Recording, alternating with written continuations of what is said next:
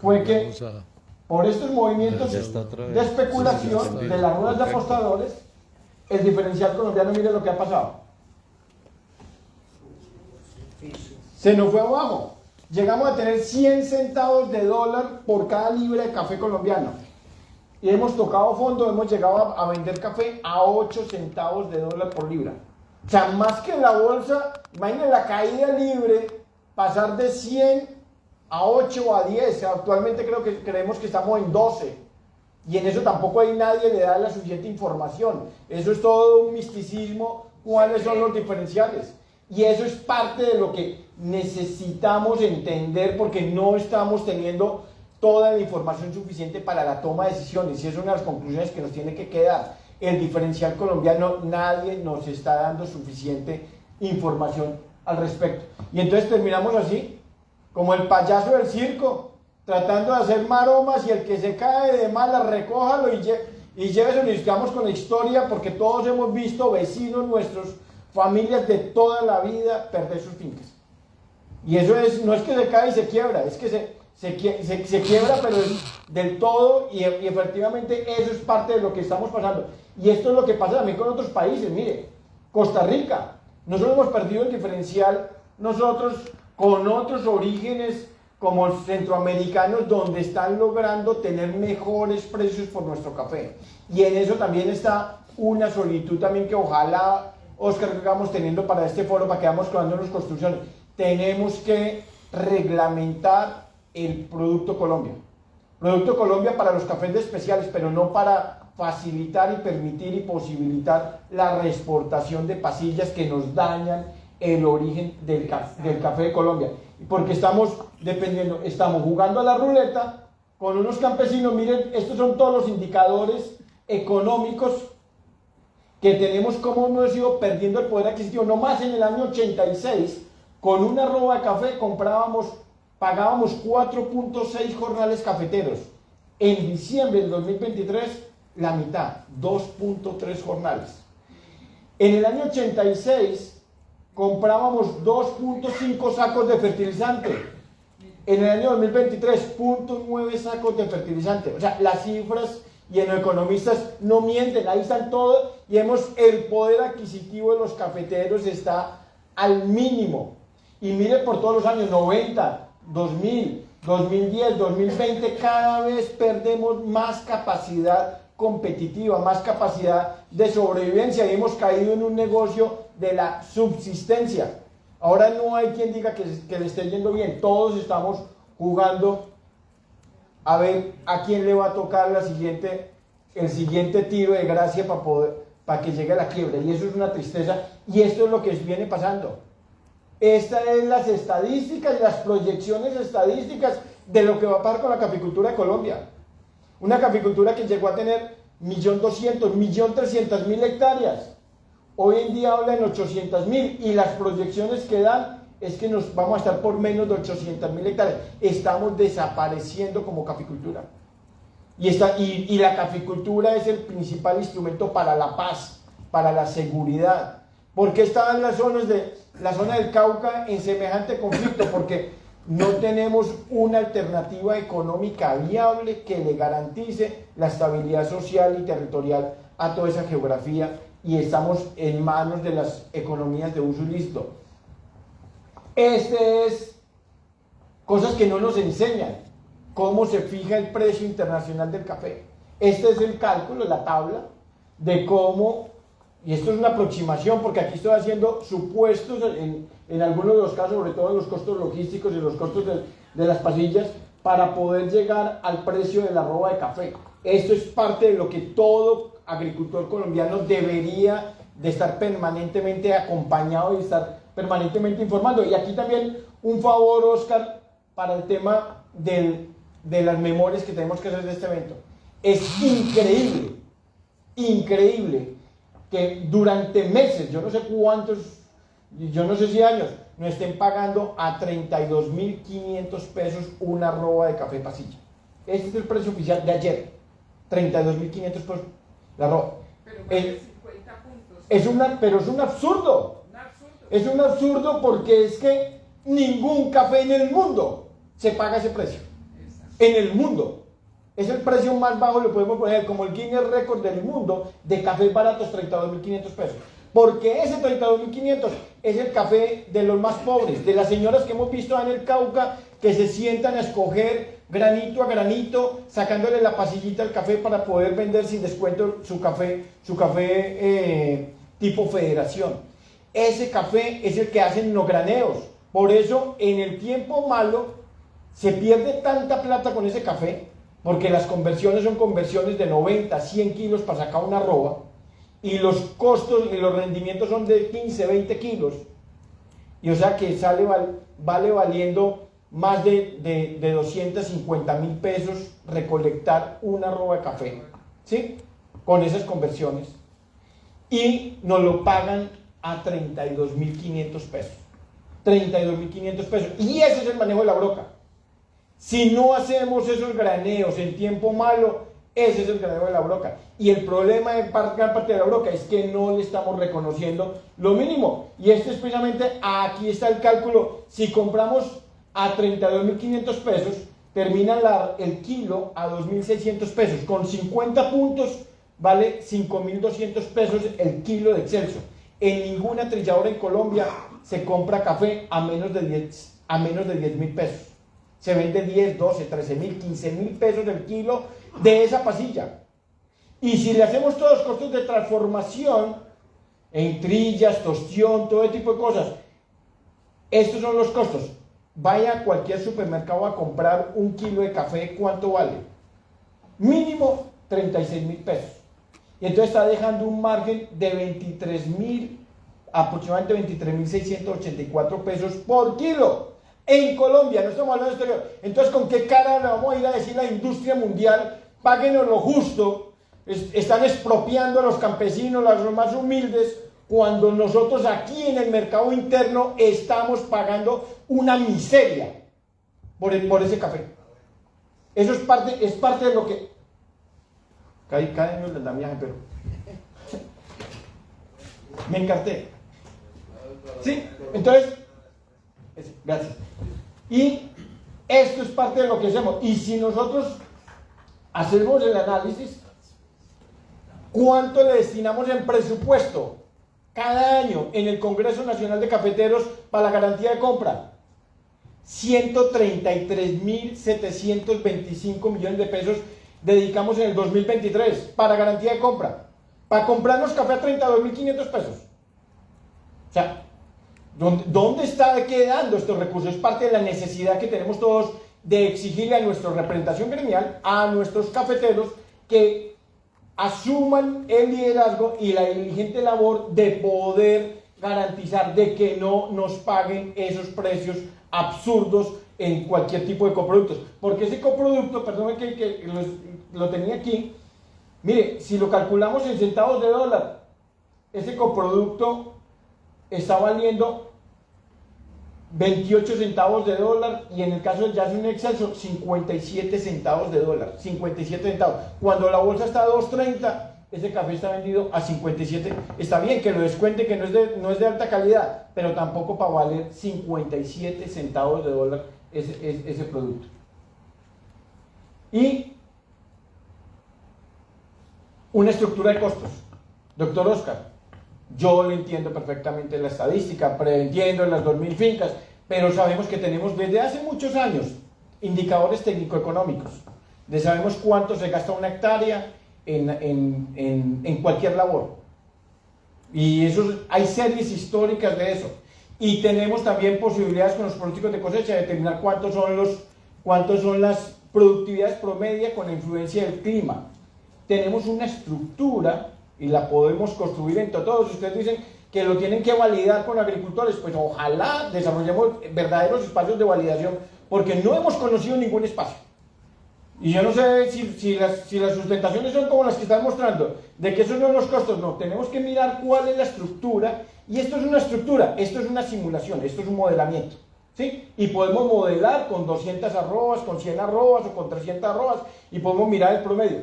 Pero si hacemos el modelamiento con los indicadores técnico-económicos, con recolección de 60 kilos, con precio de recolección que nos está valiendo a cualquier finca, grande, mediana o pequeña, ¿Cuánto vale la recolección de un kilo? Yo estoy pagando 1.100 pesos. 1.000, más o menos, ¿Sí? el promedio está en 1.200. En tiempo de cosecha. ¿Y en tiempo malo en cuánto nos queda el kilo? No, 1.500. Entonces, aquí estoy calculando suavecito a 1.100. Suavecito para que no digan que estoy haciendo una conversión de 60 kilos, que este año con el verano no se lograban conversiones con eso. Y mire el precio que nos daba, 155.778 pesos por arroba. No, estos todos los costos que yo tengo aquí, de limpias, de fertilizaciones, en una finca, 155.778 por arroba, partiendo de precios con el salario mínimo. Porque una cosa también que le tengo que discutir, es que dicen, no, es que por allá en Cauca no pagan el salario mínimo, pero lo mínimo que tiene que garantizar el Estado es que se tiene que pagar el salario mínimo. Porque no me va a decir a mí que no, es que porque allá no, porque son ilegales, entonces allá no van a hacer. Y si empezamos a tener en cuenta los demás factores, costos financieros, también tenemos costos financieros y tenemos costos de impuestos y tenemos que pagar para fiscales. Que no los pagamos. Dice, pero si no los pagamos, pues la obligación del Estado es de ser veedor para que los precios sean tan suficientemente remunerativos y rentables que nos den la posibilidad de pagar los costos legales, porque estamos realmente, uno de los grandes problemas es que los jóvenes no quieren quedarse en el campo. Y no se quedan en el campo porque no hay ninguna garantía laboral, no tiene ninguna prestación, no tiene salud, no tiene cesantía, no tiene primas. ¿Y por qué no los pagamos? Porque no tenemos cómo. O sea, si calculamos un precio de 120.000, 122.000 pesos por arroba, ¿cuándo vamos a poder legalizar y poder darle una seguridad a un accidente, un trabajador, una indemnización, una pensión, alguien que se nos accidente y perdemos la finca? Y si calculamos todo esto, mire, los costos legales, los costos de depreciación, los costos de reposición de equipos, porque todos nuestros beneficiarios están envejecidos, beneficiarios de hace 40 años. Tenemos que, y eso son normas contables internacionales, que tienen que reconocer, y no es que simplemente digan, no, es que la gente no renueva el equipo. Tenemos que ponerlo como parte estructural de los costos, sin tener siquiera en cuenta los costos ambientales y costos sociales. Y se nos viene algo encima, la exigencia internacional de Europa, con la Agenda Verde Europea, del living income, ingreso digno, y le tenemos que garantizar inclusive recreación a los trabajadores, le tenemos que garantizar, es parte, y la legislación europea nos va a exigir una cosa que se llama el due diligence, es la diligencia de vida, y todos tienen que garantizar con toda la trazabilidad que tenemos que responder por estos costos. Esto es una estructura de costos que nosotros tenemos que tener siempre en consideración. Y lo que estamos pagando, porque no es en Colombia, porque también no diga que es que nos quedamos en Colombia, es esto. Somos 80 países productores, somos 25 millones de familias en el mundo que estamos aquí, en un charco que lo hemos vuelto un océano rojo, sacándonos sangre entre competidores. Y hay una estrategia, llama la estrategia, le recomiendo la estrategia del Océano Azul. Todos aquí revolcándonos, bregando a ver cómo sobrevivimos casi que en el lodo. Porque existe en el mercado un doble embudo. Y prácticamente más del 50% del mercado mundial del café pasa por 5 grandes importadores. O sea, 25 millones de familias que todos vamos al embudo. Y como el ganado, todo el que pasa por el embudo, ¿qué pasa? O lo vacunan o lo capan. Pero que ahí es parte de lo que nosotros tenemos que decir. Tenemos cómo vamos a salirnos del doble embudo. Mire todo el tema. Al otro lado hay 10 grandes tostadores, también que controlan prácticamente el mercado mundial, ¿sí? Y que son las mismas. Los mismos dueños de la empresa importadora son los mismos accionistas de las empresas tostadoras. Y son los que mismos financian y son los que anticipan a los exportadores, y cada vez ya no se logra distinguir si son importadores, si son exportadores o son tostadores. Porque nosotros tenemos que trabajar de verdad para poder mejorar lo que es la transformación de nuestro café. Nosotros no podemos seguir vendiendo materia prima. Nosotros 200 años exportando café en el mismo saco de 70 kilos, el mismo saco de fique. Eso es increíble que estemos nosotros todavía en ese nivel de atraso, con semejantes organizaciones. Llegamos a tener una organización en el año 89, el Fondo Nacional del Café tenía $2.000 millones. $2.000 millones teníamos nosotros. Y lo que hemos terminado es en un proceso de pérdida de calidad, de pérdida de comunicación, de pérdida de trazabilidad. Todo lo mezclan. Desde que llega el café nuestro a la finca, en el primer contacto con el mercado, lo que hacen es echarlo a la pila y a la pila y a la pila y lo mezclan y se borró toda identidad, todo esfuerzo, toda capacidad de calidad y se pierde calidad. Y lo que viene para atrás es abandono y pobreza. En eso llevamos aproximadamente de unos 30 años. Nosotros prácticamente los que nacimos en el mundo del café hemos vivido unas historias de dificultades, y porque mire todas las pantallas que se nos van montando en el mercado, de los comercializadores, de los mayoristas importadores, y lo pongo traslapados es porque uno está ya casado con el otro, uno encima del otro, no es que no tengan independencia, todos prácticamente es el mismo carrusel, ¿sí? Y el que intenta salirse de todo este gran poderío, mire todas las maromas que le toca hacer, y el sistema no está favoreciendo para que el pequeño productor haga esto. El vender por taza, el vender microlotes, el vender nanolotes, no está regulado, no está facilitado. Así le digan que es fácil, es una labor absolutamente difícil y compleja poder llegar a los tostadores de especialidad y llegar a los baristas de especialidad, porque todas estas relaciones nos opacan. Nosotros no hacemos y no ponen el corazón, todo el empeño, todo el amor a producir nuestro café, pero no logramos pasar. Y lo que estamos viviendo es un proceso cíclico, pero de desvalorización. Vamos para abajo. Cada vez hemos evidenciado menos diferenciación, más inconsistencia. Ay, usted se dio cuenta que ya estaba hablando yo perdido. La coordinadora. ¿Sí? Muy amable. Y mire lo que pasa en el mercado desde el año 2002 para acá. Esto es muy interesante que lo entendamos. El mercado en la bolsa se estudia y se mueve por ondas. Y se mueve 3 ondas o 3 movimientos al alza, 3 movimientos a la baja. Y se cuentan, lo ven aquí, 1, 2, 3, 4, 5. Llegamos al 2011 y empezamos una onda a la baja, una segunda burbuja y una tercera onda o una tercera burbuja acá, y se cuentan con letras A, B, C, D, E.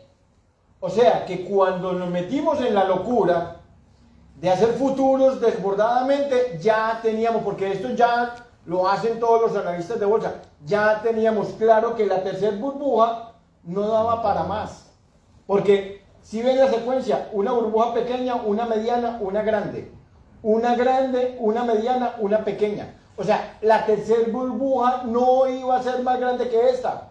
Ya todos teníamos las señales de alerta de que no se podían hacer ventas a futuro y menos a 2 y 3 años. Eso estaba marcado. Y yo lo publiqué en mis redes desde el 2018, 2019, que yo me atrevo. Me dice, usted es un irresponsable que pone eso. Yo marcaba que ya el mercado, el proceso de precios a la baja estaba agotado. Ellos estaban esperando que bajara 40 centavos. Pero realmente la burbuja ya estaba marcada. Y arrancamos una primer burbuja.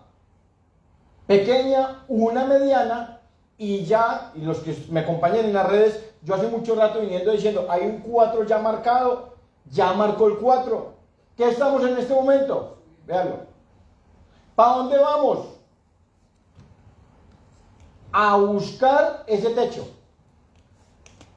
¿Cuánto nos podemos demorar? 1 año, 2 años, 3 años. Pero vamos. O sea, esto es una tendencia. Me va a decir, no, pues es que qué irresponsable usted, ¿cómo va a decir que el precio va a subir? No, pues mire el comportamiento. ¿Sí me entienden lo que? ¿Sí? El comportamiento, y realmente el mercado hoy en día está en 173 millones de sacos, pero el consumo va para 180 millones de sacos. En 2-3 años vamos a estar cerquita tocando los 180 millones de sacos. ¿Y sabe dónde está el techo de la productividad en el mundo? En 180 millones de sacos. De 180 millones de sacos para allá, no van a haber suficientes tierras, no va a haber suficiente clima y no va a haber suficiente gente. Porque Centroamérica no va a haber quien produzca el café, ni nosotros aquí. Edad promedio de los cafetales. Vi un informe esta semana, cafeteros del Valle, promedio 59 años. Los cafeteros del Valle. Y con ganas de tirar la toalla. Y lo que tenemos que aprender es a jugar en el parqués. ¿Sí? Pero no con 3 fichas ni con 4, sino ojalá con 10 fichas o con 12 fichas. Para jugar una cosa en parqués que llamaba de piedra en piedra. Mientras aprendemos a sobrevivir de esa historia. O sea, empezar a entender dónde están las ventanas de oportunidad para fijar donde por lo menos garanticemos que curamos los costos de producción. Los directos, yo los indirectos todavía los veo un poquito alejaditos, pero la sobrevivencia, porque ganando así sea poquito nadie se quiebra, porque estamos en un momento de cómo vamos a garantizarle esa situación a los productores. Ya casi termino, Oscar, que ya me está mirando como serio. Y tenemos que apuntarle a la diana. Todavía no le podemos pegar al centro, pero si le pegamos y si por lo menos sabemos para dónde apuntar, seguramente le vamos a poder. Y ahí es una responsabilidad institucional de dar un acompañamiento y capacitarnos y enseñarnos a tomar decisiones. Porque nos están poniendo como la piñata, ¿se acuerdan de la fiesta de piñata de niños? Nos vendan los ojos y nos agarran y dicen, dale, y todo bregando y todo el mundo gritando y no sabemos, nadie nos ha enseñado por qué hay tanto fracaso en el tema de futuros. El instrumento puede ser útil, pero es porque no hemos tenido la suficiente formación, la suficiente información, no hemos tenido la suficiente capacidad para hacer un proceso de manera objetiva. Esto es una estrategia para fijación. Esta era mi estrategia. Yo fijaba futuros, yo vendí futuros, todos los cumplí.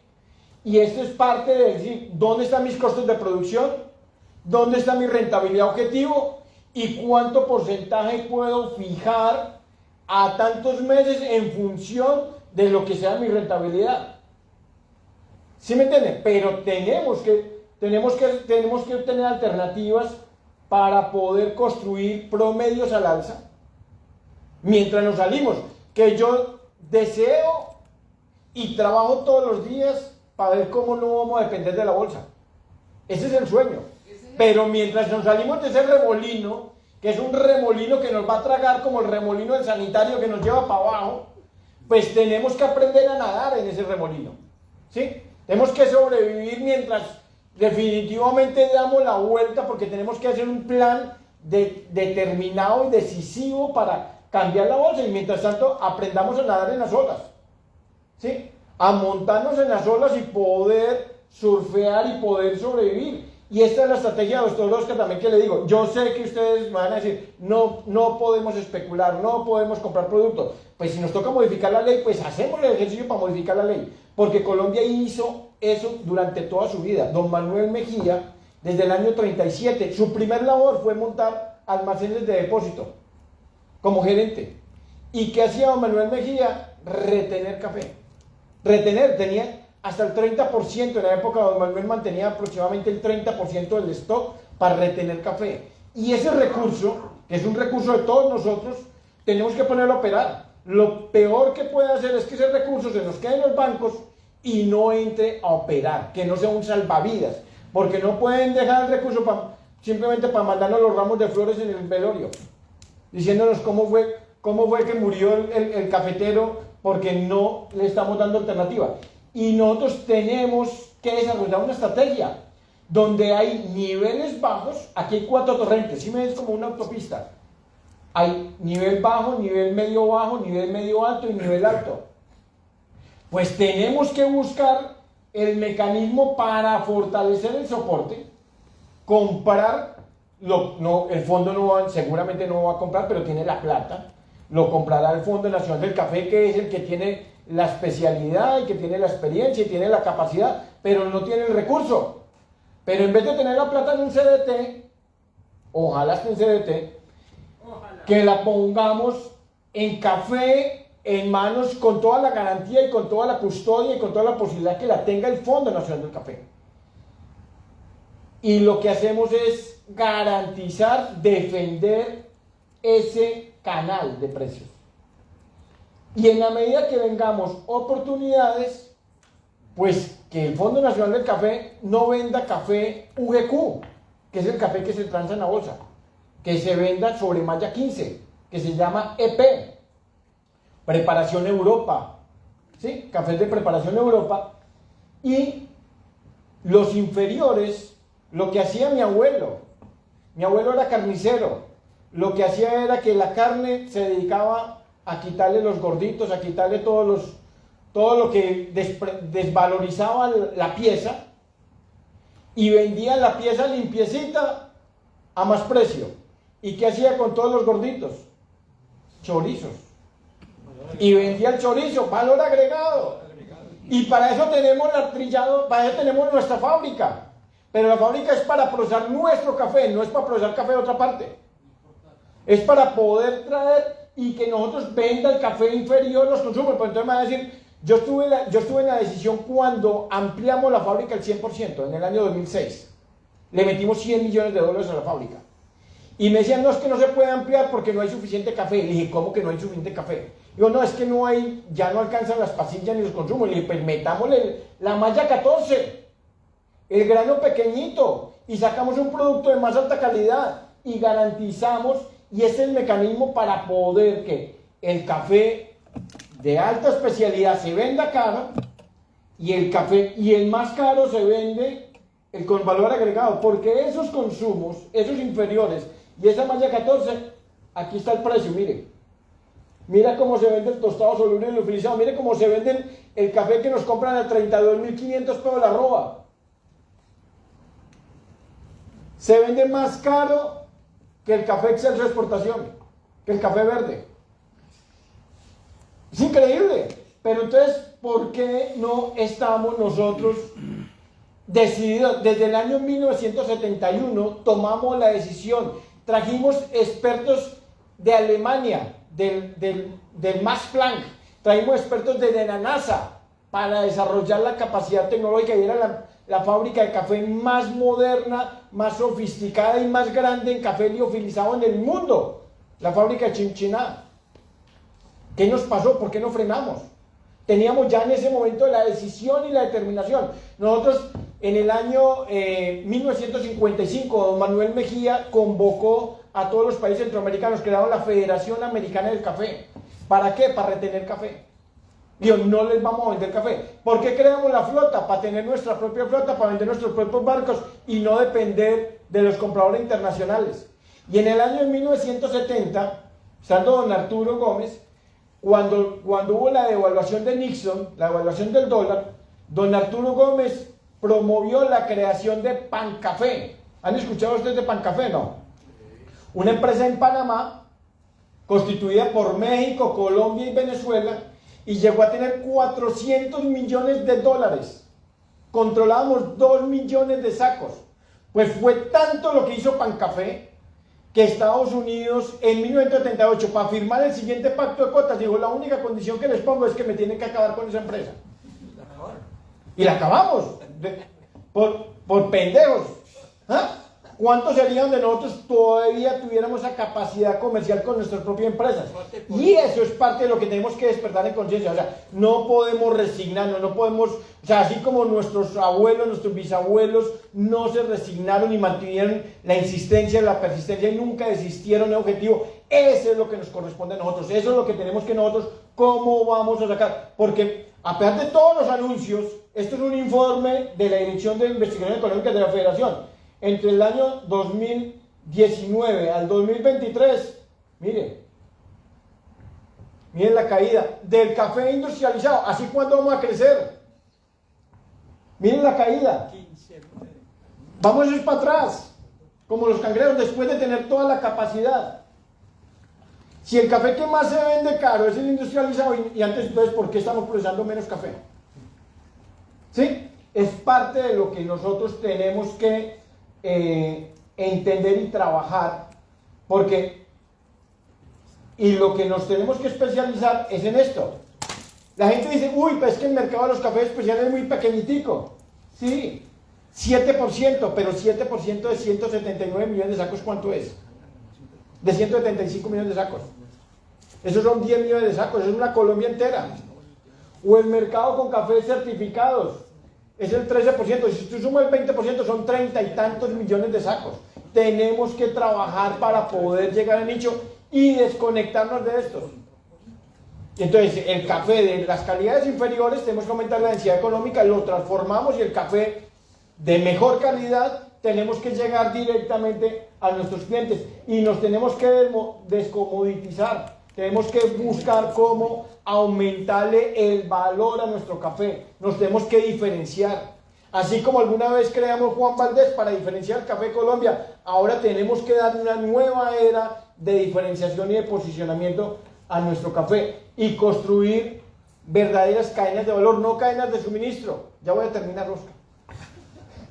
Sino, y cómo vamos a trabajar con los ODS, cómo vamos a trabajar para el logro. El mundo, la humanidad tiene unos objetivos al 2030. Aquí es donde tenemos que nosotros buscar alianzas con todos los actores de la industria para que nos ayuden. Nosotros estamos dispuestos a cumplir. ¿Y cómo vamos a salir? Ahora que está el fútbol, salir por las laterales. Vamos a dejar estos aquí en el centro, pero vamos a atacar por las laterales.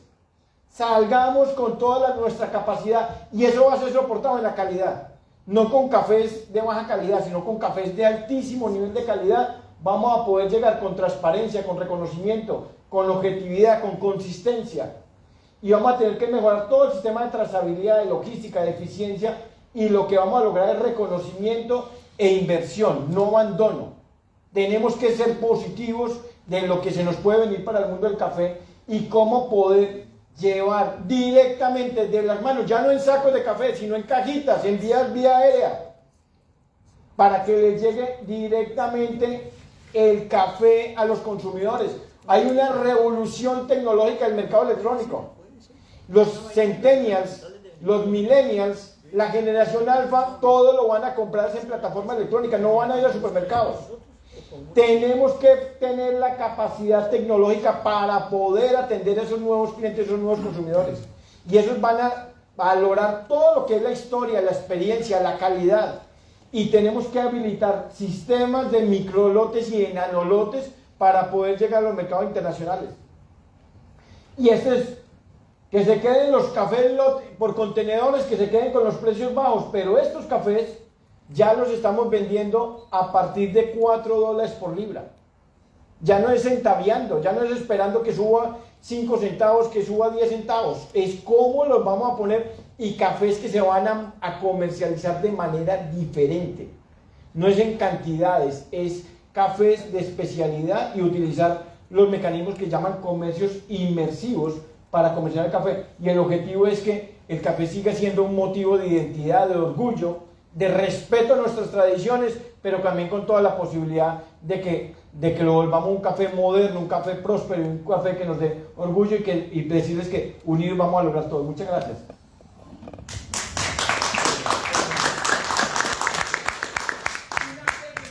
Me demoré muchísimo.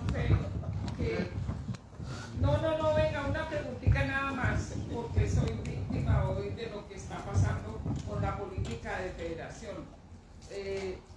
¿Cómo así lo que tú hablas de cafés diferenciados, de cafés con sellos? El último cuento es que es obligación por parte de las cooperativas montar centrales de beneficio. No es que quieran, es que es obligación, ¿sí? A meter a una sola olla todo el café. Todo el café. Va a haber 15 centrales de beneficio en el país.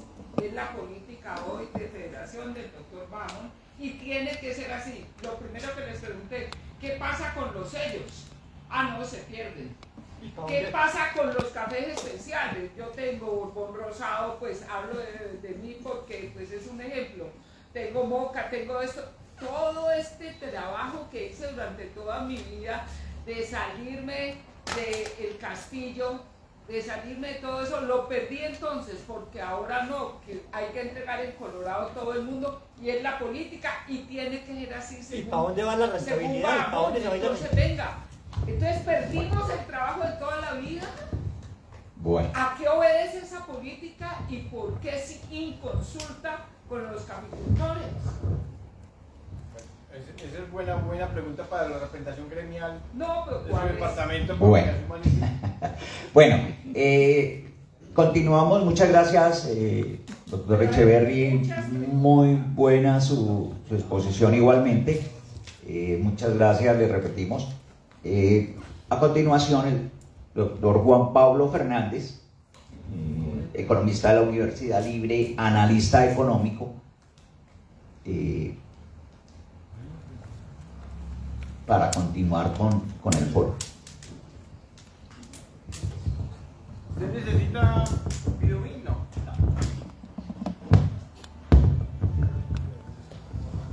Bueno, buenas tardes. Buenos días. Podemos poner más luz. Buenos días para todos. Un saludo, por supuesto, a quienes me antecedieron en la palabra, al doctor César, al doctor Oscar, y un saludo a ustedes aquí. Tuve la oportunidad de tener de profesora a una persona que sabe mucho de ese tema, y aprendí economía estudiando agricultura. Después aprendí de macroeconomía estudiando el café. Hice un tesis de grado sobre el mercado cafetero entre 1980 y el año 2000, y ahí aprendí de macroeconomía. Y después de que me gradué de la universidad, pues he tenido la oportunidad de cuando en cuando regresar al tema cafetero. Recientemente no lo había podido mirar mucho, me he especializado más en el estudio macroeconómico general, la economía de la energía, sobre todo el sector petrolero, y la economía del transporte. Y hace unos días tuve que mirar con algún detalle el café, porque pues es una actividad industrial que demanda de manera muy importante el servicio de transporte de carga. Entonces tenía que mirar de forma particular cómo estaban operando las 39 actividades industriales que demandan el servicio de carga. Y en estos días, pues el doctor Oscar me pidió pues que viniera ahí y diera como una visión sobre este tema de la caficultura. Si ustedes quieren una visión como desde afuera, yo no estoy aquí en el día a día, y en ese sentido pues espero pues hacer mis contribuciones sobre este tema de por supuesto lo que está pasando con el fondo, y una visión general sobre la caficultura. Yo al doctor César le diría esto, que me parece muy interesante todas las reflexiones que usted hace, pero hay que tener otra macroeconomía. La crisis del agro, la crisis de la industria, es resultado de la política macroeconómica de los últimos 20 años, que este gobierno actual continúa. Yo no puedo pensar el desarrollo de una industria y una agricultura prósperas si tengo una moneda revaluada como la tengo revaluada. Porque Colombia tiene una política cambiaria en el cual tiene devaluaciones abruptas, apreciaciones abruptas, y una revaluación lenta que se le va comiendo uno el precio. Y ustedes ya saben aquí cómo la tasa de cambio determina el ingreso de los caficultores. En parte, la crisis industrial y agraria del país tiene que ver con la política cambiaria. Una política cambiaria que es la libertad de la tasa de cambio, una política subordinada a la política que establece la Reserva Federal de los Estados Unidos. O sea, es una política cambiaria que no es independiente, sino que es subordinada, y yo creo que eso vale la pena que ustedes lo tengan presente. Pero entrando en materia en estas reflexiones, yo quisiera como partir de una serie de elementos para poder hacer mis contribuciones sobre el tema de cómo veo este tema del Fondo de Estabilización de Precios del Café, y en general el tema de los precios. Partamos de unas ecuaciones básicas, ustedes las conocen y aquí pues las han dicho, pero voy a repetir las personalidades que son más duchos que yo en este tema. El ingreso de cualquier persona que está en una actividad económica, y en este caso particular el de los cafeteros, es el resultado de multiplicar el precio por las cantidades. ¿Sí? Lo que yo produzco, y lo multiplico por un precio, y eso me da el ingreso. En el caso de los cafeteros, el precio es un factor exógeno. El caficultor es un tomador. ¿A qué vende? A lo que le ofrezca el mercado. Eso no se echen cuentos que es que yo calidad, que no sé. No, a lo que me ofrezca el mercado. El mercado me parece unos estándares y me dice, si usted tiene estas calidades, yo se lo pago a tanto. Si no tiene esas calidades, yo se lo pago a tanto. Pero no es el caficultor quien determina ese precio. Es el que le compra el que determina el precio. O sea, el caficultor es un tomador de precios. Como agente económico individual. Toma el precio que le imponen desde donde ustedes quieran. Y en materia de la producción, es un administrador de la producción. En eso, digamos que el cafetero, ¿cómo toma la decisión de la producción? Pues mirando qué está pasando hoy y tirando la moneda para arriba a ver qué va a pasar en el futuro. Es más o menos así las cosas. Así son las cosas en los mercados agrícolas. Más sobre todo en los bienes de ciclo corto que en los bienes de ciclo largo, porque en los cultivos de ciclo largo yo me veo más comprometido a lo largo de un periodo de entre 5 y si ustedes quieren hasta 20 años si estoy sembrando palma africana. Y la utilidad, y ya van a ver ustedes por qué estoy haciendo esta reflexión, pues es el resultado de coger ese ingreso menos el costo. Y en los costos están los costos directos, los costos financieros y la política del Estado. ¿Por qué pongo la política del Estado? Porque el Estado colombiano aquí les puede estar diciendo a los caficultores, yo les voy a dar un alivio con una estabilización del precio. Pero no podemos perder de vista que a la actividad económica empresarial o a la actividad económica privada, quien la tiene hoy ahogada es el gobierno colombiano, con una política monetaria que tiene la tasa de interés por las nubes y con una política impositiva que se está comiendo las ganancias empresariales. Entonces, aquí no hay que perder de vista que el gobierno me puede decir, yo les voy a dar a ustedes una estabilización, que no es la estabilización del costo, es la estabilización de un margen, así de chiquitico. Miren en el análisis cómo funciona el mecanismo que está definiendo el Fondo de Estabilización y están estabilizando un margen que equivale al 8% del precio final, entre el 8 y el 10%. Esa es la política de estabilización. Les estabilizan es el 10% del ingreso total, no el 100% del ingreso. Eso no lo pierdan de vista. Insisto, ahorita voy a entrar en eso, pero les están planteando la estabilización del 10% del ingreso. De 100 pesos que a usted le ingresan, mi estimado caficultor, yo le estabilizo 10. Su margen. Pero los otros 90 no se los estabilizo. Esa es la política que está planteando la estabilización. Pero volviendo a esto, digo, ¿y los impuestos? ¿O es que la política tributaria que implementaron con la reforma tributaria del 2021 y la del 2022 no tiene la actividad privada de aquí? Y tiene destruido el ahorro nacional. Destruido el ahorro. Y un país que no ahorra, no invierte. ¿Quién es el jefe de la industria y que está volviéndose casi que un jefe grande de la agricultura mundial? ¿Quién? China. ¿Saben cuánto ahorra China de su Producto Interno Bruto? El 50%. ¿Saben cuánto está ahorrando Colombia de su Producto Interno Bruto? El 10%. Antes de la crisis del 2015 estábamos ahorrando alrededor del 20%. Hoy estamos ahorrando la mitad. Y cuando este gobierno actual empezó, el ahorro estaba en el 15% del Producto Interno Bruto y lo lleva en 10%. Con la política tributaria y la política monetaria. Entonces, también necesitamos de una macroeconomía que nos dé un ambiente diferente para poder avanzar. Y por supuesto que este tema de la utilidad del ingreso pues nos determina la rentabilidad y la eficiencia y se convierte en una guía para las decisiones, según la lógica económica que tenga cada actor. Porque no es lo mismo ser un caficultor de 1 hectárea que ser un caficultor de 50 hectáreas. La lógica económica cambia ahí. El uno busca la subsistencia, el otro busca la acumulación. Y los caficultores de mayor capacidad de acumulación son los que han venido desapareciendo también. O sea, aquí ha habido una cosa contra la economía empresarial colombiana, no solo en el café, en todas las actividades del campo y en las actividades de la ciudad. Hay una cosa contra la actividad económica empresarial colombiana, digo yo la nacional. Y también que no se puede perder de vista, y yo estoy de acuerdo que uno tiene que buscar la manera de, digamos, como de sustraerse de algunos mercados, pero es que estamos en la era del capitalismo financiero. Yo estaba revisando qué forman los precios en el café y cada vez me pregunto la oferta, la demanda, los inventarios y cada vez me contesto cada vez menos. Cada vez más es un mercado, es un precio que se ha desacoplado de los fundamentales de la economía cafetera y se ha vuelto una economía meramente especulativa, donde quien manda es el especulador, los fondos de inversión globales y la diplomacia cafetera de la Federación y el Estado colombiano no dice ni mu sobre eso. Es que aquí acabaron de perder plata y les dicen los mercados de futuros. Eso tiene su complejidad, yo no quiero que no se metan, pero eso tiene su complejidad. Así como no todos los economistas nos volvemos economistas financieros.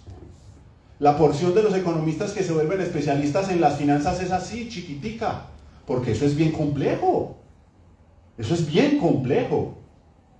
Yo recuerdo una película, y espero no irme alargando mucho, Oscar me dará ahí las señas diciendo, oiga, cállese. Una película que se llama Margin Call. Esa película cuenta cómo se quebró Lehman Brothers la noche antes. Y hay un personaje que es el que descubre el fraude de Lehman Brothers. Entonces lo sienta el dueño y le pregunta, óigame doctor, ¿y usted qué es? Y hombre, yo soy ingeniero aeronáutico. Ingeniero aeronáutico, sí. ¿Y qué más? No, yo tengo una maestría del MIT, del Instituto Tecnológico de Massachusetts. ¿En qué? En matemáticas. Ah, ¿y qué más? No, y yo tengo un doctorado, estudios doctorales en cualquier otra universidad y tengo estudios postdoctorales. Y le pregunta, ¿y su tesis postdoctoral sobre qué fue? Mire, mi tesis postdoctoral fue sobre analizar cómo la fuerza de rozamiento reduce la velocidad de los aviones supersónicos. ¿Y usted qué hace aquí? Usted no debería ser un científico. Y uy, no, es que aquí hago los mismos numeritos, pero gano muchísima más plata. Esa es la realidad. O sea, esos mercados financieros son complejísimos. Eso no es soplar y hacer botellas. Y quien se mete en los mercados de futuros tiene que saber. ¿Ustedes se acuerdan cuando se quebró, ¿cómo se llama? Interbolsa. El director de inversiones de Interbolsa tenía un doctorado en matemáticas en Harvard. Y era el encargado de especular. O sea, los mercados financieros son enredados, son bien complejos. Eso no es tan fácil, vámonos todos para allá. Yo creo que algunos podrán meterse, pero una porción grande no podrán. O porque no los van a entender, o porque no van a tener con qué pagar al asesor. Y ahora, volviendo aquí al mercado, ¿por qué menciono los mercados financieros? Porque en el mundo del café, usted es una persona que en la actividad actúa dentro de los fundamentales de la economía o es alguien que actúa dentro de lo técnico. Van a ver ustedes lo técnico, ¿qué significa? ¿Qué es dentro de los fundamentales de la economía? Es la persona que analiza cómo funciona la oferta, cómo funciona la demanda, cómo funciona la actividad económica en general, cómo funciona la economía de las finanzas, cómo funcionan los costos de producción, el ingreso, ganancias, deuda, solvencia, digamos, la geopolítica, etc. Pero también hay otros que son los actores técnicos, que son los actores de la especulación técnica, se llama eso.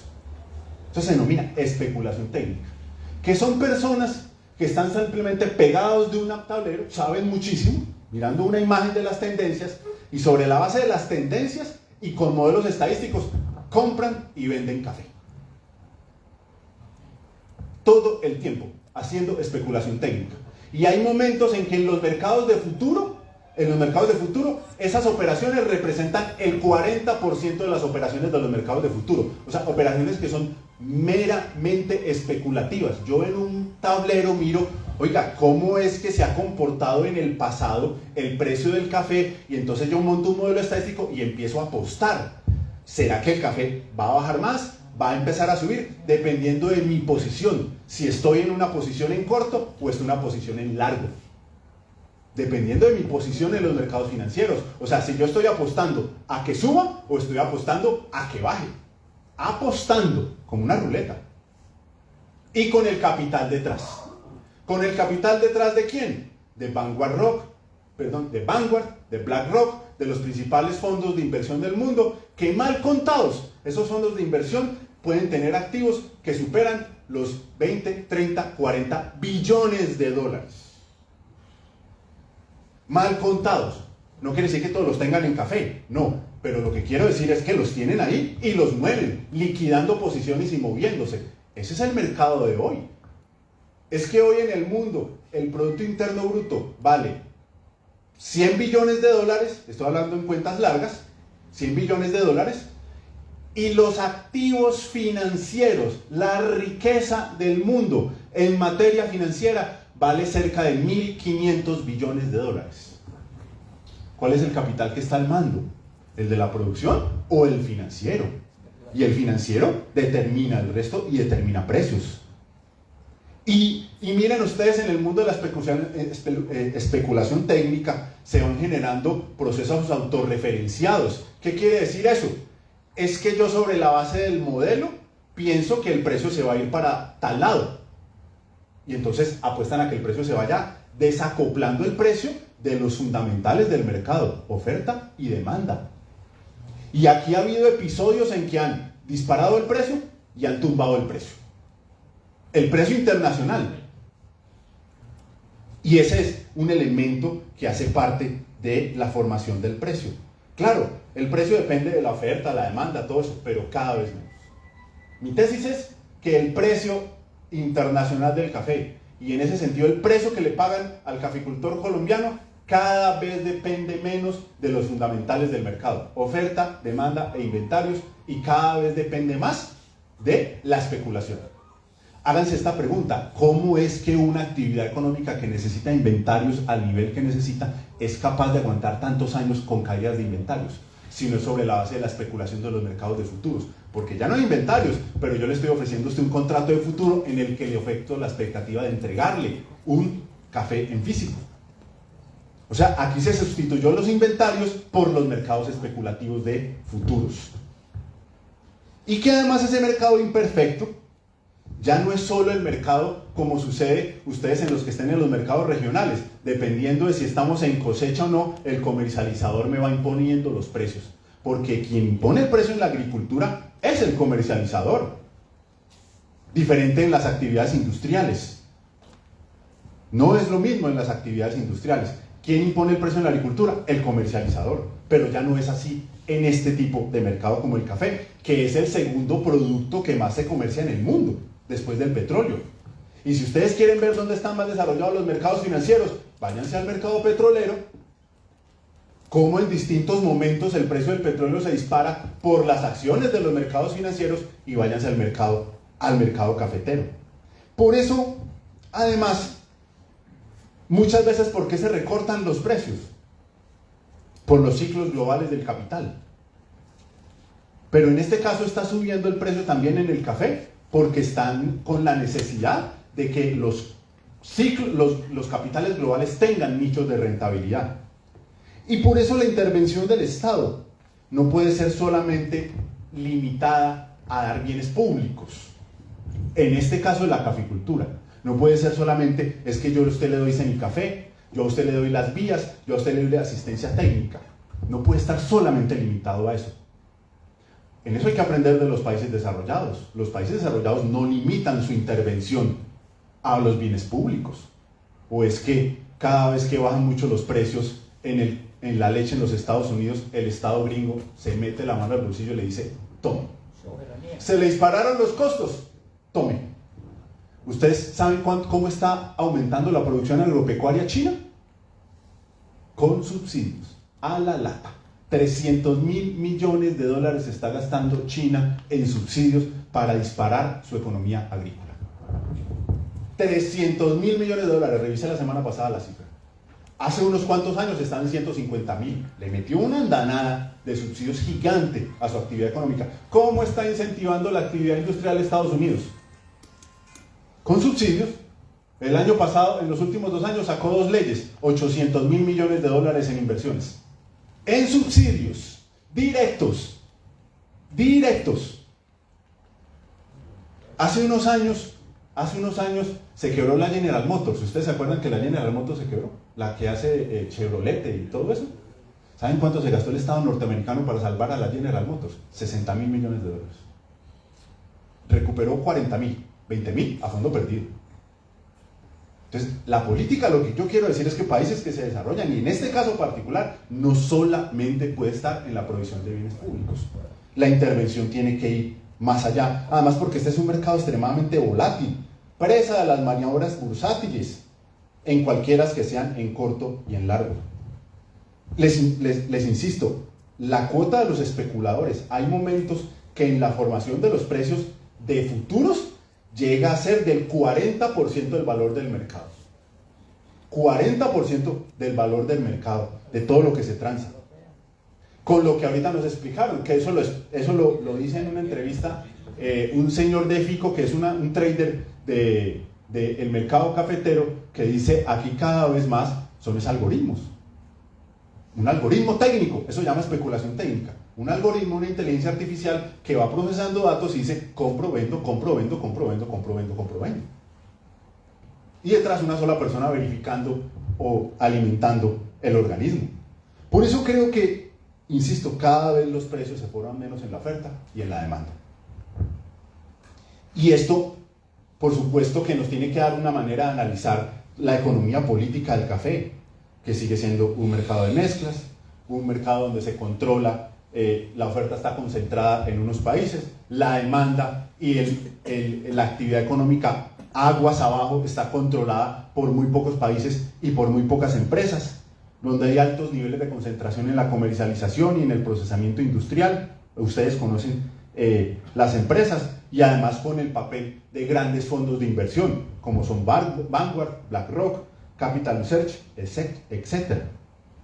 Y que en el momento en el cual hay más capital financiero y más estuvieron al mando los especuladores, es cuando los cafeteros menos participan en el negocio.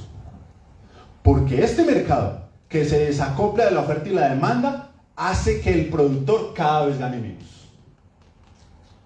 Esa es la realidad después del rompimiento internacional del pacto de cuotas.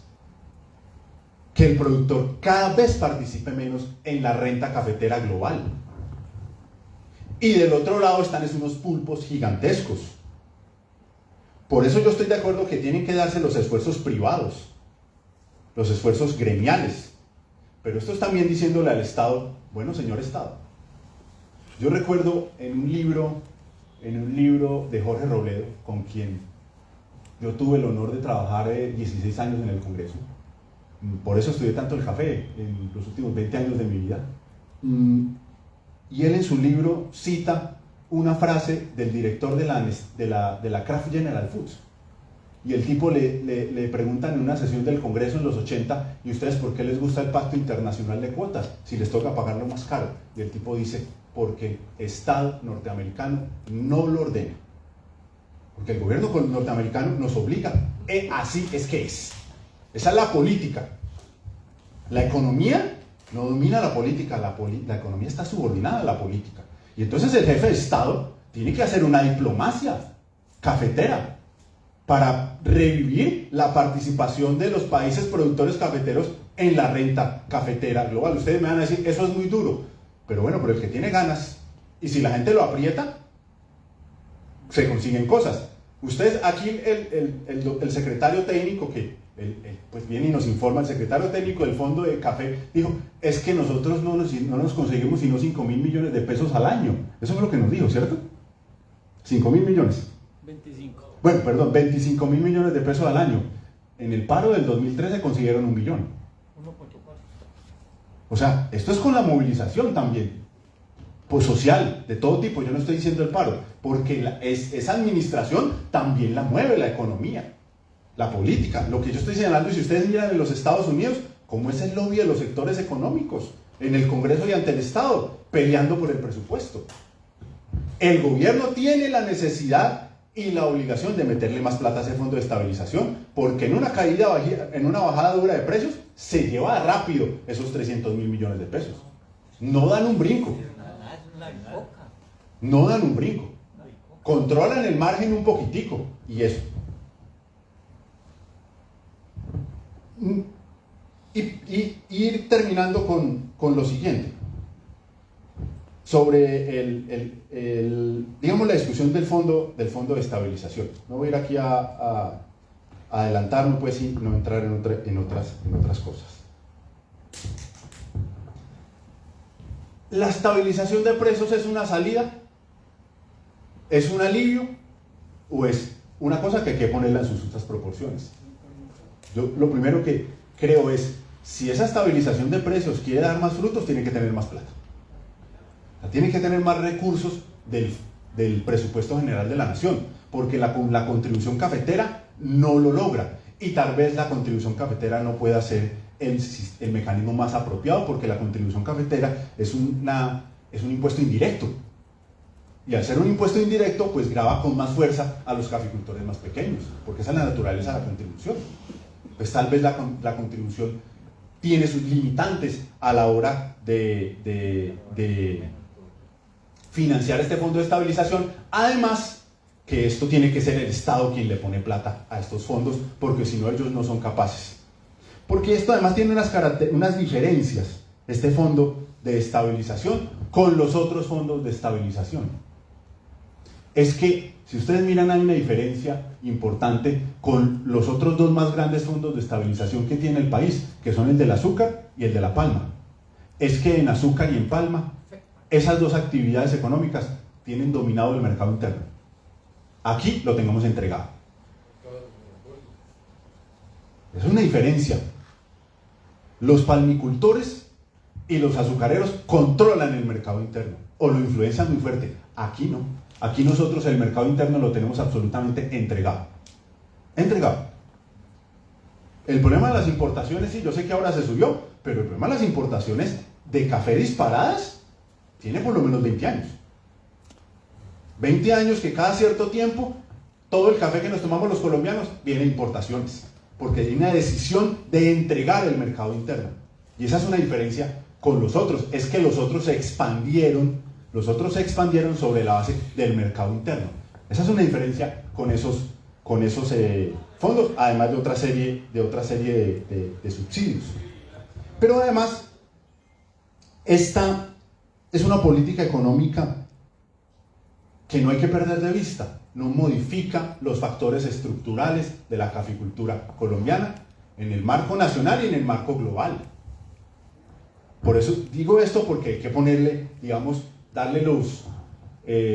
entender que esto tiene unas limitantes, hasta dónde puede llegar la estabilización de ese precio, porque además es estabilizarlo, aquí no lo dijeron, no sustentarlo, estabilizarlo.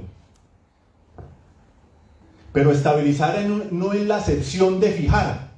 Estabilizar en economía tiene una acepción, miren ustedes la RAE, tiene una acepción que dice fijar un precio. Estabilizar no es dejarlo así, sino fijarlo. Tiene una acepción en economía, pero no es esa acepción.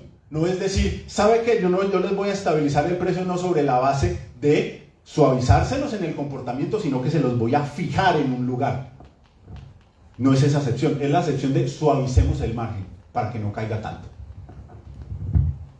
Pero ustedes con este fondo de estabilización se pueden ir a una crisis y se pueden hundir con el fondo de estabilización, incluso con el ayuda del 10% del fondo de estabilización, porque insisto, el fondo de estabilización me está cubriendo el 10% de mi ingreso, el otro 90% no me lo cubre, no me lo está tocando. Sí, me toca la rentabilidad, pero no me está tocando el otro 100%. Y claro que ese es un elemento que hay que afianzar, insisto, hay que afianzarlo con más aportes del presupuesto general de la nación. Los caficultores no tienen cómo. Es mi impresión, no tienen cómo, no hay de dónde.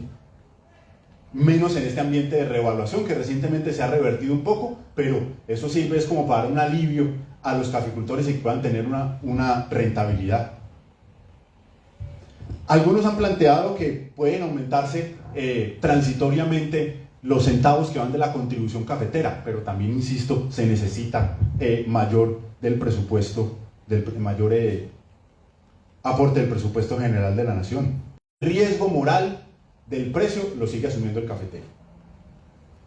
O sea, por encima del costo mínimo, los cafeteros siguen estando subordinados de este entramado global de formación de los precios, en el cual cada vez los precios se forman menos por oferta y por demanda e inventarios y más por especulación financiera. O sea, el riesgo moral sigue estando en cabeza de toda la caficultura colombiana con este fondo. Y aquí hay unas reflexiones que creo que dentro del aporte, de cuál es el precio mínimo. ¿Cuál es el precio mínimo? O sea, el valor mínimo de los costos. Yo al secretario técnico del fondo le pediría que publiquen el estudio del CRECE. Más transparencia en la información. Eso no lo pagó la federación, eso lo pagaron los caficultores. Y como lo pagan con una contribución cafetera, son recursos públicos, es decir, que eso no es solo de los cafeteros, es de los colombianos. Publiquen ese estudio, publiquen los microdatos. Compórtense como el DANE, publiquen los microdatos, para que quienes hacemos investigación podamos bajar los microdatos y mirar los cálculos. Yo no es que desconfíe de la capacidad técnica de los altos funcionarios, yo no desconfío de la capacidad técnica, creo que son súper formados, creo que el doctor es súper formado, tiene una maestría, entiendo que en estadística o en otras cosas, en economía, son muy formados, pero permítanos que los caficultores y los que saben entren a los microdatos y puedan hacer sus cálculos. Y mirar, porque yo me pregunto, que nos dijeron que aquí el costo de una carga son 127.000 pesos, que levante la mano aquí al que una carga le vale 127.000 pesos. Levante la mano. Una arroba, perdón. O una carga le vale 1.127.000 pesos, que levante la mano. O sea, usted está en un auditorio donde usted pregunta, oiga, este precio que yo estoy diciendo que es el costo mínimo, levante la mano si alguien tiene ese costo, y nadie la levanta. Y ahí hay una distorsión que a mí me llamó la atención. Los productores cafeteros en un 95% son de menos de 5 hectáreas. Pero en el estudio ustedes tienen, en las fincas de los 2000, tiene una representatividad de esos productores de más de 5 hectáreas del 15% de los productores. Hay una sobrerepresentación y resulta que los productores más grandes son más eficientes y aportan más en producción, en términos relativos. Los productores, 500.000 productores, estoy dando cifras redondas, 500.000 productores de café ponen el 60% de la producción y 50.000 productores ponen el 40%. Ese 40% que está sobrerepresentado, o sea, sobrerepresentado como productores, es más eficiente, es menos costoso, en muchas ocasiones, por una serie de razones, y están sobrerepresentados en los costos. Si están sobrerepresentados, eso hace que el costo mínimo se baje. Creo que eso es un elemento que deberían revisar, pero para nosotros poder revisar más, publiquen los microdatos y publiquen ese estudio, para que los caficultores puedan de manera informada, así como el doctor César, que sabe sus cosas. Yo le garantizo que entre los caficultores eso hay un montón de gente que es gomosa y estudiosa y puede sentarse, ni siquiera con el ánimo de acabar argumentativamente al contradictor, sino de hacer aportes, porque esto es una cosa, la economía cafetera es una cosa que estudia mucha gente en Colombia hace muchísimos años. O sea, yo pediría transparencia en la información como un elemento para poder controvertir con más tranquilidad este tipo de cosas. Por último, señalar como conclusión que el Fondo de Estabilización, claro que hay que fortalecerlo, pero aquí no se puede perder de vista la necesidad de que hay que hacer una reformulación a la economía política cafetera, nacional y global, y también por supuesto a otros elementos de la macroeconomía, pero hay que hacer una reformulación para que estas autoridades pues tengan una actitud diferente sobre la necesidad de aumentar la participación de los productores cafeteros a nivel global en la renta cafetera global. Porque si no, va a seguir esta tendencia. Porque un mercado en el cual los precios no se forman sobre la base de los fundamentales está dominado por quien determina ese precio, que son los mercados especulativos, los mercados financieros, los capitales de esa naturaleza. Y eso necesita es un nuevo tipo de economía política. No solo este fondo, que es valioso, tiene que fortalecerse, pero que no va a resolver problemas estructurales relacionados incluso con la macroeconomía colombiana, que pueden terminar haciendo que las cosas o los temas que acosan la vida de los cafeteros se hagan más difíciles o que tengan que asumir mayores retos. Esas serían como las reflexiones que tendría para hacer. Muchas gracias. Muy bien.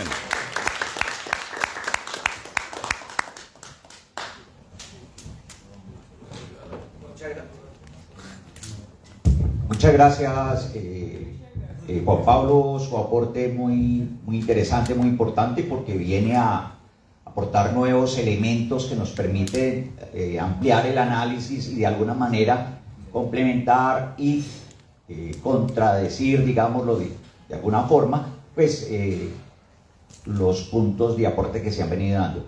Seguidamente, Óscar Gutiérrez es el director ejecutivo nacional de Dignidad Agropecuaria. Pues lleva, yo creo que más de la mitad de la vida de él defendiendo el sector del agro, especialmente el sector caficultor. Entonces, con ustedes el doctor Óscar Gutiérrez. Ya casi aprendo. Más vale que aprenda. Bueno, yo lo que quiero hacer es unas observaciones solamente. Porque aquí lo que hay es un marco de referencia para un problema que vamos a tener tarde o temprano. Mejor dicho, ya está, puede profundizarse rápidamente o más lentamente, pero lo cierto es que las crisis recurrentes del café continuarán. Eso no hay cómo evitarlas, ¿cierto? ¿Sí? A no ser que hubiera un cambio en la estructura cafetera mundial y hubiera una comprensión en el mercado mundial de que el precio que se le debe pagar a los productores en las naciones que lo producen debe ser un precio ajustado a las necesidades y a las realidades de esos productores. Pero el doctor César decía con mucha claridad, una cosa es recoger café con tractor, con recogedora, y otra cosa es recogerlo en una ladera como las nuestras, ¿cierto? A mano, pepita a pepita. Entonces tenemos ahí una descompensación bárbara. Y pueda que en el Brasil, habría que mirarlo, les dé todo ese desarrollo tecnológico, modernización, tierras planas, cafés, ¿cierto?, de unas calidades distintas a las nuestras, etcétera, puedan sobrevivir esos cafeteros brasileros y hacer inversión y acumular y demás con precios de $1.80, de $2, de $2.20, de $2.50. Pueda que esa sea la realidad. Y pueda que en Vietnam la pobreza de los caficultores y el empleo de una mano de obra muy barata realmente les dé también, ¿cierto?, esa posibilidad. Pero lo que es cierto es que aquí a nosotros, en las condiciones de producción de nosotros, hay una descompensación que está muy bien explicada en el gráfico de qué tanto comprábamos en el 86 y qué tanto compramos hoy. O sea, realmente la pérdida del ingreso cafetero es bárbara. ¿Cómo resolverlo? Y cómo resolver que el ingreso de los caficultores sea mayor. Está ligado al precio en el que venden su producto, pero el precio está ligado a unas condiciones del mercado internacional, de especuladores, lo que ya explicó el doctor Juan Pablo aquí, ¿cierto?, etcétera, etcétera, y nosotros no tenemos posibilidad alguna diferente a que las naciones que producen el café lleguen a acuerdos para colocar su grano en mejores condiciones. Esa es la realidad. Pero además tenemos otro problema muy complicado, y es que el nivel de tenencia y de propiedad de la tierra de los cafeteros colombianos es, como ya se dijo, 95% menor a 5 hectáreas.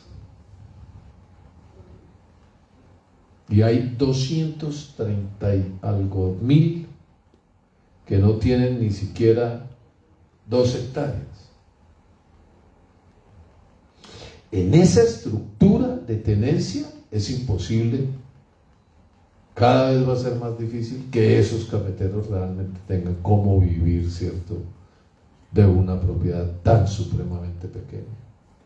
Entonces decimos, aumenten la cantidad de la producción, produzcan más eficientemente, lleguen a 25 cargas por hectárea, pero llevar, ¿cierto?, a esos niveles de productividad a esos pequeños productores, primero no resuelve todo y segundo no tienen el capital para hacer la inversión que los lleve a tener esos niveles de productividad y de producción.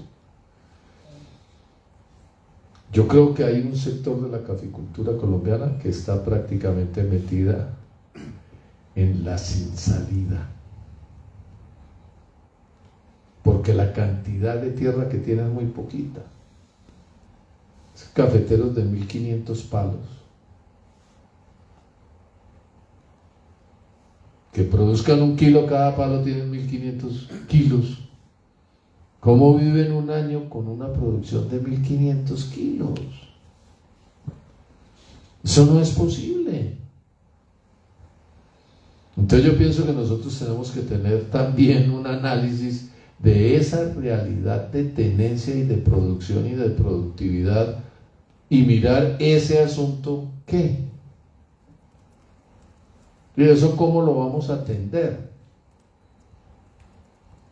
Porque si bien es cierto hay un problema de mercado, también hay un problema, ¿cierto?, de tenencia y de cantidad de tierra que le permita, ¿cierto?, al productor, a ese cafetero, ¿cierto?, realmente producir. Bueno, y un fondo de estabilización. ¿Cómo hemos resuelto los problemas de la ruina de los productores en todas estas crisis durante todos estos años? En la carretera, en la calle, en el paro, en la protesta, ¿cierto? Entonces ha llegado un subsidio inmenso del Estado al momento de la crisis, ¿cierto?, en pleito. ¿Y el resto del tiempo qué? El resto del tiempo los cafeteros, muchos cafeteros, medio sobreviven, porque no tienen ingreso suficiente para atender realmente, ¿cierto?, todas sus necesidades. Con un agravante, y es que hay una tendencia, eso lo señala Juan y uno lo ve, a salida de cafeteros altamente productivos y que usan muchísima mano de obra del mercado, de la producción cafetera. Es continuo lo que uno ve de la cantidad de hectáreas de tierra que los productores se sustraen de eso y cambian de cultivo, se van del café, y ahí se genera un problema de obreros agrícolas bárbaros. ¿Y quiénes son esos obreros agrícolas? Son unos andariegos, unos que ¿de dónde vienen? De padres cafeteros, la gran mayoría. Bueno, con todo este lío de Venezuela llegaron un montón de venezolanos, ¿cierto?, a coger café, pero la gran mayoría son propietarios pequeños que durante una parte del año se ven obligados a ganar un jornal, no en su tierra, porque en su tierra no tienen cómo ganárselo, sino en la tierra de otro. Y ese otro son pequeños y son medianos y son grandes, entre comillas, productores que generan un empleo muy importante en la zona cafetera y que requieren tener garantía también en los momentos de crisis para poder, ¿cierto?, solventar, ¿cierto?, su producción y su capital y su actividad económica de producir café. Entonces el fondo, así como quiere o como está diseñado, no los recoge. No recoge al mediano ni al gran productor. Por lo menos no con la legislación que hay en este gobierno. No sé si se cambia después o qué se haga, pero en este gobierno no recoge a los medianos productores y tampoco a los grandes. Y descompensa lo que ya hemos llamado, ¿cierto?, durante muchos años el tejido social cafetero. Lo descompensa totalmente. ¿Por qué? Porque solamente le va a dar respaldo en el evento de que haya una caída pues tan bárbara como la que se dice de 1.277.000 pesos, ¿cierto? La carga, ¿sí? Pues ahí a ese nivel ya la situación se vuelve una cosa absolutamente grave. Pero ojo, ni siquiera los medianos y los grandes, digo, pueden aspirar a que en ese momento les ayuden, porque el fondo no está diseñado tampoco para ayudarles en ese momento. Y el ministro de Hacienda, en alguno de los muchos escenarios que hemos tenido, lo que dice es que se buscarán otras maneras, ¿cierto?, de ayudarles. ¿Sí? Está claramente expresado por parte del gobierno. Entonces, es una compensación para pequeños, muy pequeños, que quepan dentro del CISBEN A hasta el CISBEN C, con una cantidad también muy pequeña de compensación, porque es obvio que lo que producen no es, ¿cierto?, suficiente. Producen mucho, sí, pero no de manera individual, sino en la suma de la colectividad, ¿sí? Entonces lo que les compensan individualmente, pues obviamente sí, es muy pequeño. Entonces ahí tenemos una situación con el fondo, así como está reglamentado, que hay que discutirla. Ese es otro asunto que yo pienso nosotros debemos plantearnos como interesados en el tema, como dirigentes gremiales, como caficultores, es, bueno, ¿cuál es el escenario en el que los cafeteros, digo todos, incluidos los de la federación, pueden discutir todo este asunto de cómo es el funcionamiento y cómo debe ser el funcionamiento del fondo? Eso se ha discutido ¿en dónde? En el comité del fondo, donde hay representación gremial a través de la Federación de Cafeteros. Pero yo pienso que hay mucho interés entre muchos caficultores de que se puedan abrir espacios, escenarios en los que podamos sentarnos a discutir, ¿cierto?, cómo es el tema del fondo en cuanto al funcionamiento, cómo es el tema del fondo en cuanto a los recursos. Y comparto plenamente la tesis del doctor Juan Pablo, a eso hay que meterle plata del Estado en serio, porque con ese aporte de $5 millones año, con ese aporte, cierto, no se va a resolver una crisis de precios seria, de verdad. O sea, que se baje en serio, cierto, se caiga en serio como ha caído el precio del café a niveles de 50, 60 centavos, 80 centavos de dólar la libra, que puede caer. Hay un problema en el mercado y es que no hay suficiente café. Eso es cierto, eso es una variable que hay que tener en cuenta. No solo especulación, también esa variable de oferta y demanda juega. Pero, pues se puede caer porque haya una crisis de cualquier plaga que coja, cierto, y desbarate millones de cafetales. ¿Sí? O cualquier situación de crisis de climas, de inviernos, de veranos, etcétera, etcétera, así, que golpee miles y miles de hectáreas de producción. Eso no está dentro de lo no posible, eso está dentro de lo posible. Por crisis de mano de obra, bueno, por una serie de... Entonces, yo me digo, este fondo de estabilización merece que se discuta ampliamente y merecería un escenario donde estén expertos que puedan discutir sobre el precio, que hay que discutirlo, pero que puedan discutir también sobre, por ejemplo, hay un acuerdo con algunos parlamentarios de destinar 2 centavos de dólar al fondo, o sea, que el fondo no se nutra con medio centavo de dólar, sino que se nutra con 2 centavos de dólar. Bueno, esos 2 centavos de dólar son de los 6 centavos de dólar. Destinar 2, más carga para los productores, o le van a meter 2 más a los productores. de los 6 centavos. Bueno, entonces ahí hay que hacer las cuentas, esos 6 centavos, ¿cierto? ¿Cómo se gastan? ¿Sí? Y ahí viene toda una discusión que es sumamente importante sobre los gastos del Fondo Nacional del Café, porque esos 6 centavos o esos 5 centavos, ¿sí? y medio, quitando el medio que va para el Fondo de Estabilización, son del Fondo Nacional del Café. Y ojo, aquí hay que armar una discusión muy seria. Esa plata debe ser para atender fundamentalmente ¿qué? Se va a dedicar a hacer pequeños programas, ¿cierto? Y a gastar en pequeños programas, ¿cierto?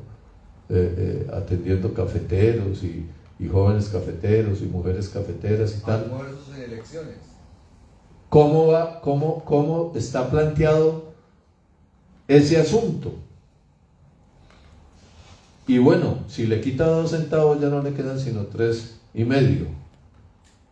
Le quedan 4 centavos. Bueno, con esos 4 atiende todo lo que tiene que atender el fondo. La compra de café, ¿cierto? El tema de la garantía de compra, el tema de la investigación científica, la plata de la flota mercante, sí, eso es sinvergüencería que se la sigan cobrando a los cafeteros. Esa vaina debería haberse acabado hace muchos años, pues, ¿sí? El otro tema que atiende el fondo, que es todo lo de extensión, ¿sí? Y las obras públicas en zona cafetera, que es la otra partecita, ¿cierto?, que está ahí y que juega también, que todavía hace. Entonces fíjense que a raíz de este Fondo de Estabilización de Precios del Café, lo que se arma es un debate sobre cómo deben gastarse los recursos de los caficultores y cuál debe ser la esencia y qué es lo que lo debe jalonar. Y también aquí hay otro debate, es estos recursos dónde están, a qué tasa de interés, o si están invertidos en papeles del Estado, en TES, etcétera, etcétera, que es también parte del manejo financiero del fondo, que también hay que tenerlo, ¿cierto?, en cuenta en cualquier análisis que vayamos a hacer. Yo dejo planteadas como esas, muy salpicados, ¿cierto?, pero pensando en la implementación que el Fondo Nacional del Café tiene, las implicaciones que tiene el fortalecimiento del Fondo de Estabilización de Precios del Café y la definición de qué es lo que se puede hacer. El doctor César plantea una tesis: camine, compremos en precios bajos, ¿cierto?, y vendamos en precios altos. Bueno, eso puede ser. Tenemos unos almacafé, o hay unos almacafé, pero eso tiene un costo, el almacenamiento, pero resulta que está prohibido por la ley del Fondo de Estabilización hacer cualquier tarea en ese sentido, de comprar café, de industrializarlo, de esto, de lo otro. O sea, digo, aquí hay un gran debate, ¿sí? Este foro tiene ese interés. Camine, ampliemos, ¿cierto?, esta discusión, miremos más temas, oigamos, ¿cierto?, a quienes pueden ayudar a orientar aquí cosas y breguemos a que se abra un espacio en el que los cafeteros puedan mejorar estas herramientas que necesitan y que van a necesitar, gusten o no. Esperemos que no sea en el corto plazo, porque si nos cojan el corto plazo, la única solución es lo que le dije al ministro de Hacienda en el debate en el Congreso: la mano al bolsillo del gobierno para poder resolver los problemas de estabilidad de precio, de ingreso, ¿sí?, de los caficultores.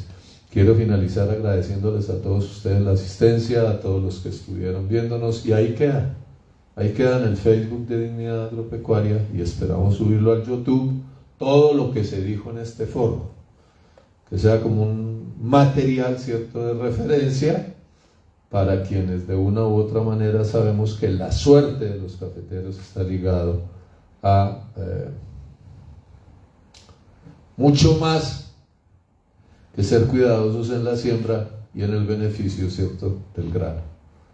Muchísimas gracias y muy queridos por haber venido a este evento. Y muchas gracias a los doctores que nos acompañaron. Sí. Bueno, seguimos con las preguntas del público. Yo les voy a pedir un favor, que sean preguntas puntuales para unas respuestas también puntuales y que sean preguntas, no intervenciones. Yo tengo una lista, la persona, está doña Gloria, está Javier Pinillo, está don Manuel, alguna otra persona quiera preguntar, entonces. Igual las personas que estaban virtualmente siguiendo, pues que pueden hacer sus preguntas y con mucho gusto serán respondidas.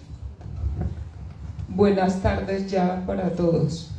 Tengo varias inquietudes y quiero decirles que ¿cómo le van a entregar a un pobre campesino tierras en el Quindío? Hablo de lo que yo conozco, de 200 millones de pesos hectárea, de 180 millones de pesos hectárea, para que se acabe de morir de hambre. Pues, venga, ya las tierras, tengo un compañero que le subió el 4.500%. Venga, ¿quién es capaz de pagar un predial de esos? Yo le pregunto al señor del Fondo de Estabilización, ¿ustedes tuvieron en cuenta unos avalúos que son extraterrestres en el Quindío para fijar ese precio? Quiero, y que César me desmienta, cuando yo entré al mundo del café, el costo de la recolección nos enseñaron, Dios, le voy a hacer una comparación, señor. El día que yo quedé viuda, el café se puso a 50.000 pesos la roa en el 97. Yo pagaba en una finca 500.000 pesos de predial. Oscar conoce esa finca, está pagando hoy 23.700.000 de predial. Si alguien es capaz de organizar esa cuenta, que me lo diga y yo le entrego la finca. Venga, es que estamos en otro mundo, esto se acabó. Hoy yo en esa finca estoy cambiando de cultivo, porque una persona que trabajó 20 años conmigo está trabajando hoy en limón. Una finca de 50 cuadras de limón en un sitio más barato que es aquí en el Valle, porque el Quindío, eso es como que fuéramos extraterrestres, produjo de utilidades 1.200 millones. Díganme en café cuando ustedes en una finca de 50 cuadras van a ver 1.200 millones. Con esta diferencia, acabo de sembrar 1.000 palos de limón en 3 hectáreas. Yo manejaba ahí 8 por 3, 24.000 sitios, ahora voy a manejar 1.000. Entonces, esto se tiene que acabar, esto no es viable. El café no es viable, no es viable. ¿Sabe por qué tenemos café? Por un vicio, todos tenemos vicios, los unos marihuana, alcohol y yo café, soy una viciosa del café, pero no porque sea un acto rentable. Es ustedes allá en el Fondo de Estabilización, venga, están en otro mundo. El mundo del café es diferente. Esto es otra cosa. Acá nos matamos por un recolector, porque no se consiguen recolectores, porque lo que el señor quiera. Yo entro a los cafetales y están drogados y le digo, ay, venga, qué pesar. No me vaya a coger el café verde, solo el rojito, pero usted sí es capaz de distinguir el color. ¿Sabes eso? Se ve un mundo diferente, el de acá es diferente. César, y es muy preocupante lo del tema de las centrales de beneficio. Muy preocupante. Pues yo, mejor dicho, las preguntas son 100.000.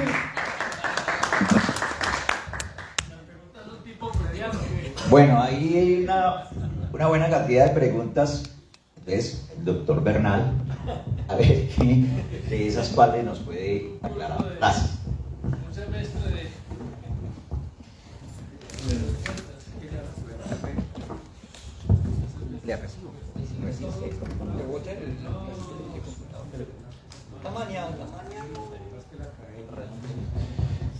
Doña Gloria, muchas gracias por su intervención. Creo que es más una intervención que alude a varios aspectos de la caficultura.